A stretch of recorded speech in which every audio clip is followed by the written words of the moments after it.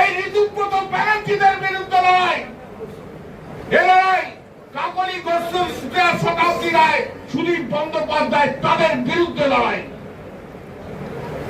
এ লড়াই জিততে হবে, এ লড়াই জিততে হবে। আমাদের ধক রাখতে হবে। আমি খুশি, আমি সত্যি খুশি। আমি ভাবতেই পারিনি এত লোক আসবে, আমি ভাবতেই পারিনি।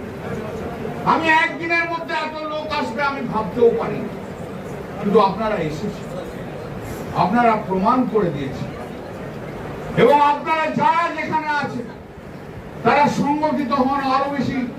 আমাদের মনস্ক মানুষ যারা আছে, কর্মী যারা আছে, তাদেরকে নিয়ে আর রুখে দাঁড়ান, রুখে দাঁড়ান। ওইখানে বিজেপি যারা অত্যাচার করবে তাদের বিরুদ্ধে রুখে দাঁড়ান। একবার রুখে দাঁড়ান, বিজেপির কিছু নেই, বিজেপি ভয়ে পালাবে।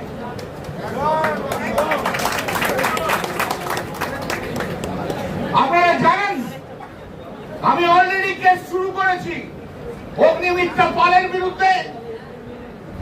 আর এই উত্তরপাড়ার বিধায়ক কে আছে, দীপাঞ্জনের বিরুদ্ধে হাইকোর্টে মামলা শুরু হয়েছে। মঙ্গলবার দিন এই মামলা হবে, মঙ্গলবার দিন সকালে। মানুষ সচেতন হয়েছে, মানুষ সচেতন হয়েছে। আরো অনেক কিছু বলার, বড্ড গরম এই ছোট্ট ঘরের মধ্যে। এই ঘরের মধ্যে আরো অনেক বড় জায়গার আমাদের দরকার ছিল, আমি জানি। আরো অনেক বড় জায়গা করে আগামী দিনে নিশ্চয়ই করব। কিন্তু প্রতিটি বিধানসভা ভিত্তিক যারা যারা এখানে এসেছেন তারাই অর্গানাইজ করবেন, নেতা তৈরি করবেন। আপনারা বলে দেবেন কে নেতা। যারা এসেছেন এখানে তারাই ঠিক করবেন। আপনার নেতা হয়তো চলে গেছে অন্য কোন দলে, অন্য কারোর সাথে, চিন্তা করার কারণ নেই।